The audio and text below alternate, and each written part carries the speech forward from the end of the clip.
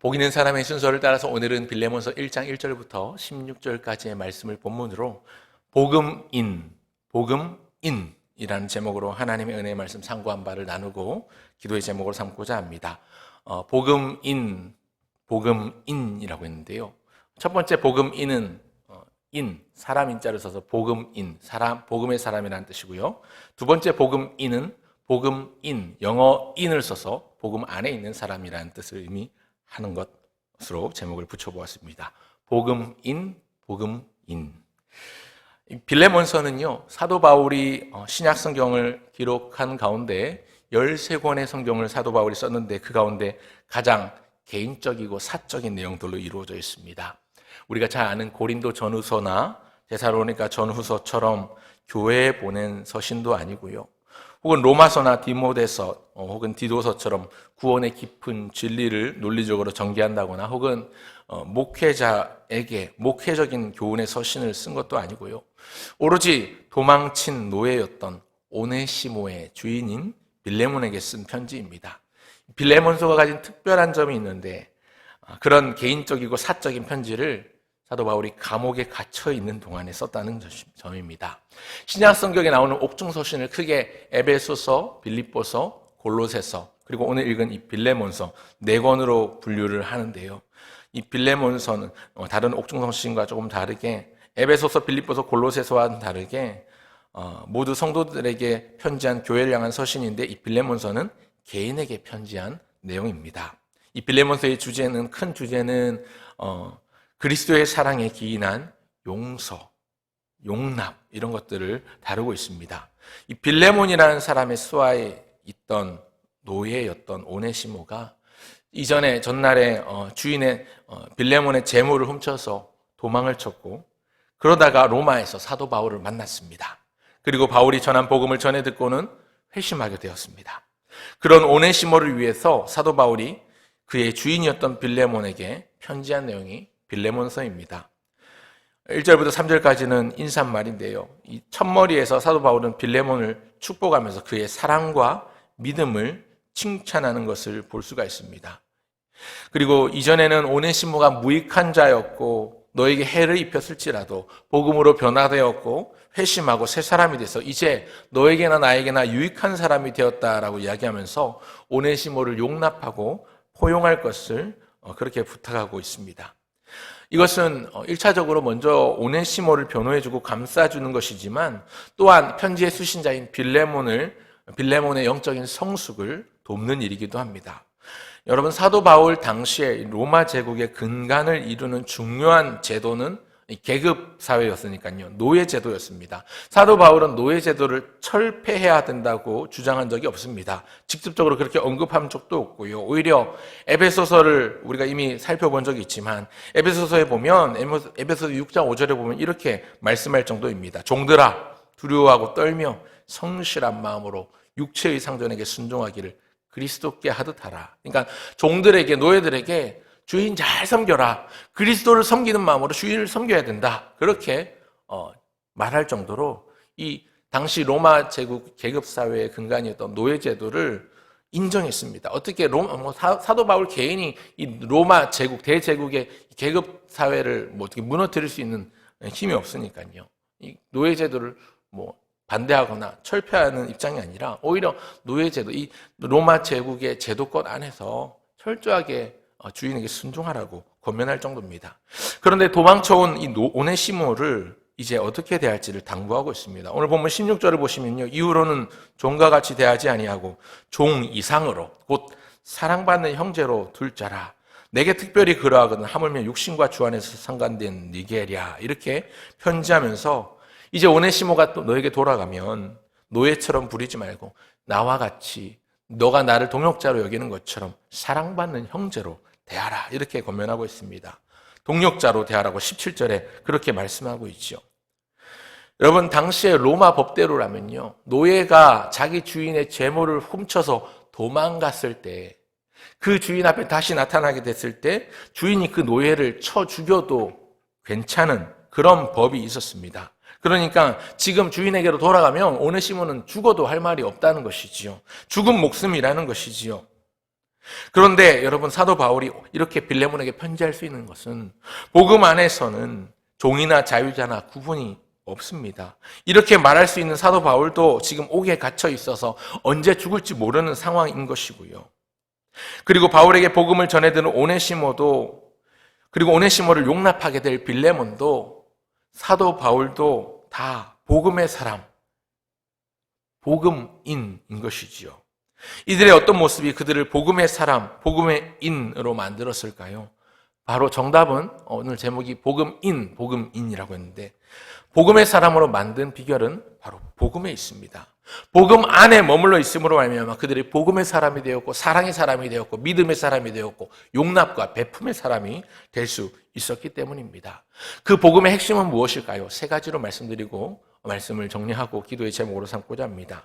첫째는 사랑입니다. 사랑.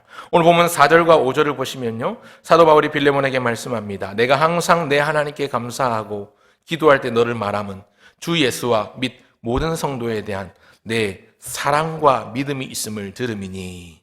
이렇게 말씀합니다. 사도 바울이 빌레몬에 대해서 전해 들었는데 칭찬하면서 어떤 칭찬을 하냐면 너의 사랑과 너의 믿음을 내가 들었다, 이렇게 말씀합니다. 7절에서 보니까 빌레몬이 성도들에게 사랑을 베푼 것을 언급하면서 큰 기쁨과 위안을 받았다고도 말하고 있습니다. 이 빌레몬은 사랑의 사람이었습니다. 또한 베풀 줄 아는 베품의 사람이었습니다. 여러분, 이 빌레몬이라는 이름 뜻이요, 원래 사랑받는 자라는 뜻을 가지고 있습니다. 나중에 이 빌레몬은요, 골로새 교회를 담임하게 되는 목회자가 되고요, 그리고 네로 박해 때 돌에 쳐 죽임을 당한 순교자로 그렇게 남게 됩니다. 이 편지를 받기 4, 5년 전 정도가 되었던 것 같습니다. 이 편지를 받고 나서 4, 5년 정도가 흐른 후에 그렇게 네로 박해 때 죽임을 당하게 됩니다. 여러분, 이 빌레몬은 복음의 사람이고 사랑의 사람이고 베품의 사람이었습니다. 왜냐하면 그 이유는 이미 우리가 잘 아는 것처럼 하나님께로부터 갚을 길 없는 사랑을 받았고, 또 지금도 그 사랑을 받고 있으며 그 사랑으로 다른 이를 사랑하며 오네시모를 용납하기 때문입니다. 여러분, 오늘 우리가 복음의 사람이 된다는 것은 그런 사랑을 이미 받았고, 우리도 또 지금도 그 사랑을 받고 있으며 그 사랑으로 다른 이들을 섬길 수 있다, 섬겨야 한다라는 것을 의미합니다. 여러분, 복음을 간직하고 사랑을 실천하는 복음의 사람 되시기를 감사함으로 또 기억하시며 그렇게 살아내실 수 있기를 간절히 소원합니다. 여러분, 우리 예수님이 가장 위대한 사랑의 실천자셨지요.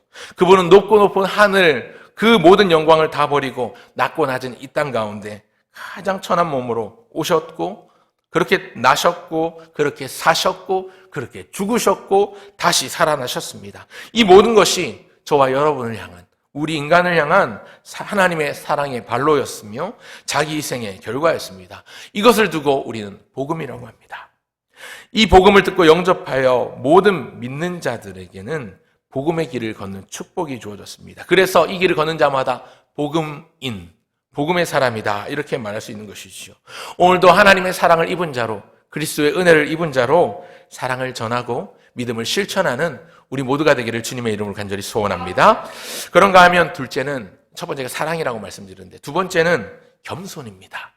여러분, 믿음은요, 겸손함으로 나타나게 되어 있습니다. 오늘 복음의 사람이 될 수 있는 두 번째 모습은 바로 겸손함인데요.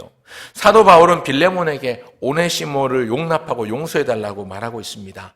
사도 바울은 빌레몬에게 마땅히 사도된 권위로서 혹은 그 선생된 가르침으로 명령을 할 수도 있고 강요할 수도 있지만 도리어 사랑으로서 강구한다고 그렇게 당부하고 있습니다. 8절과 9절을 보실까요? 8절과 9절. 이러므로 내가 그리스도 안에서 아주 담대하게 네게 마땅한 일로 명할 수도 있으나 도리어 사랑으로서 간구하노라. 나이가 많은 나 바울은 지금 또 예수 그리스도를 위하여 갇힌 자 되어 갇힌 중에서 낳은 아들 오네시모를 위하여 내게 간구하노라, 이렇게 말씀하고 있는데요. 여러분, 위대한 사도였던 이 바울이 빌레몬보다 이미 나이가 많은 연장자로서 혹은 그리스도의 사도의 권위를 힘입은 선생된 자로서 이 빌레몬에게 명령하거나 강요할 수도 있었습니다. 그러나 그렇게 하지 않고 친절하게 또 겸손하게 간구하고 부탁하고 있습니다.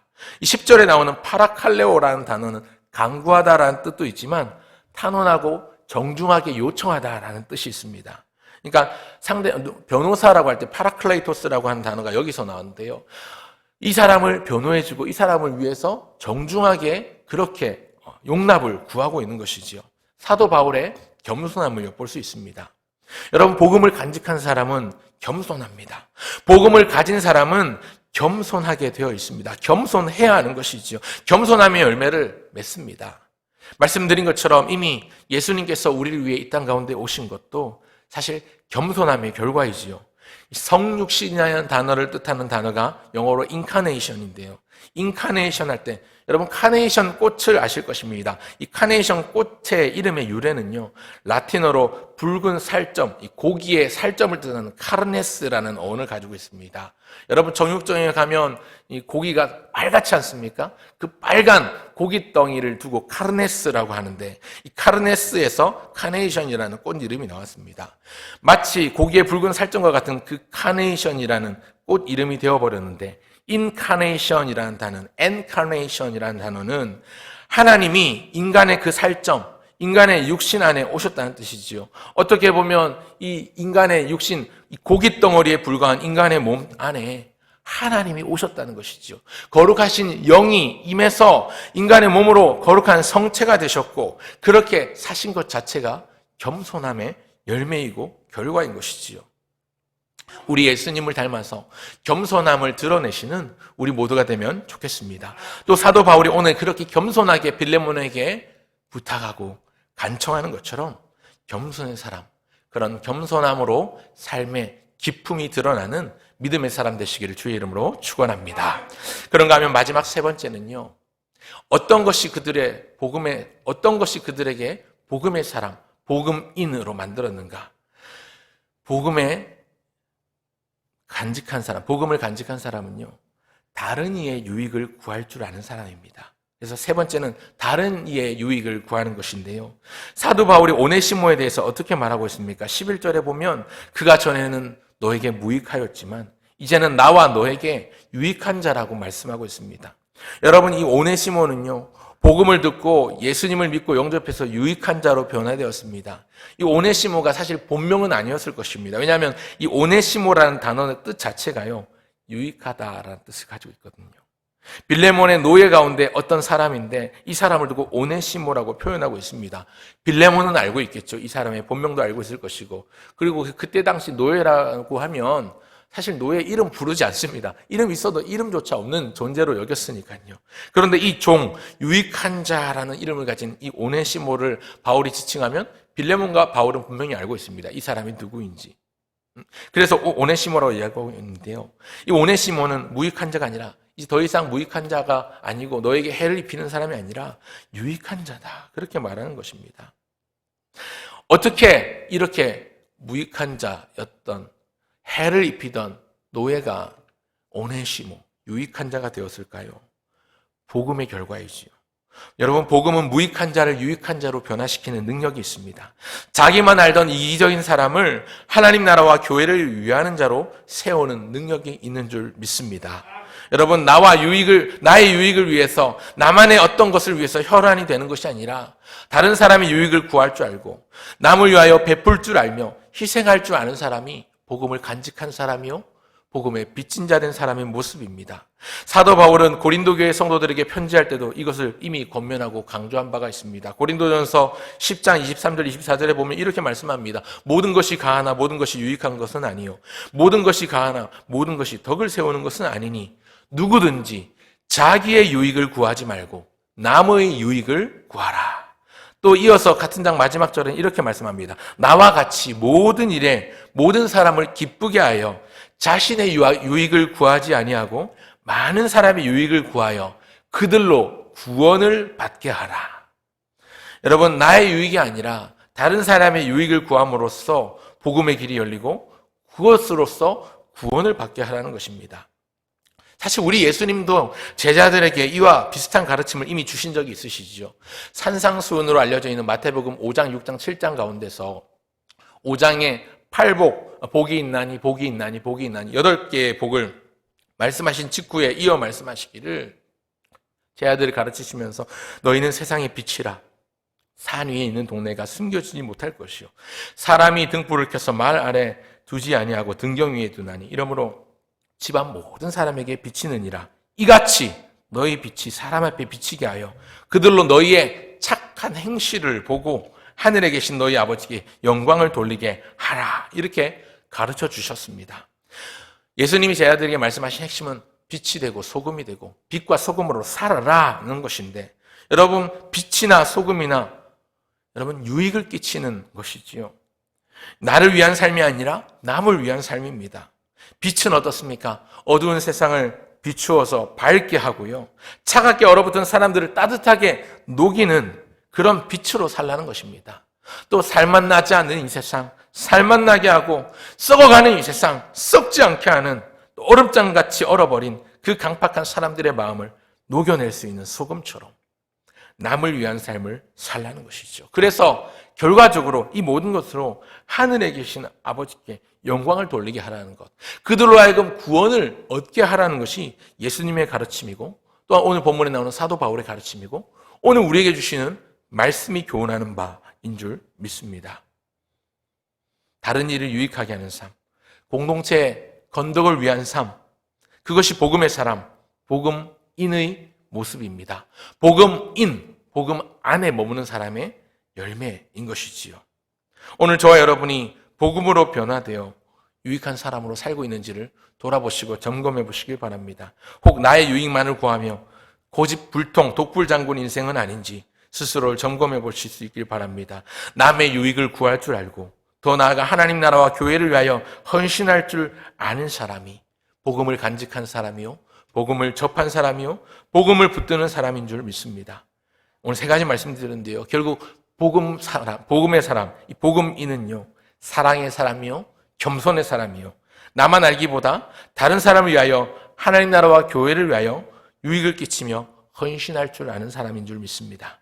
이 복음의 은혜를 누리고 그 은혜의 감격에 견딜 수 없는 모습으로 복음에 충성할 수 있는, 너무나도 우리 주님 주신 감격들로 인해서, 그 넘쳐나는 감격으로 인해서 나의 말이나 나의 생각이나 나의 마음이나 나의 행동이 하나님 앞에 기꺼이 충성된 모습으로 사람들에게 유익을 끼치며 겸손함과 사랑으로 베푸는 삶, 그런 삶, 그래서 공동체의 덕을 세우는 삶, 그런 다른 이의 유익을 구하며 공동체의 유익을 구하며 하나님께 영광을 돌리는 삶을 살아가시는, 오늘도 이 하루를 그렇게 사랑과 겸손과 하나님의 나라를 위해서 충성된 자로 살아가시는 저와 여러분 모두가 되시기를 주의 이름으로 축원합니다.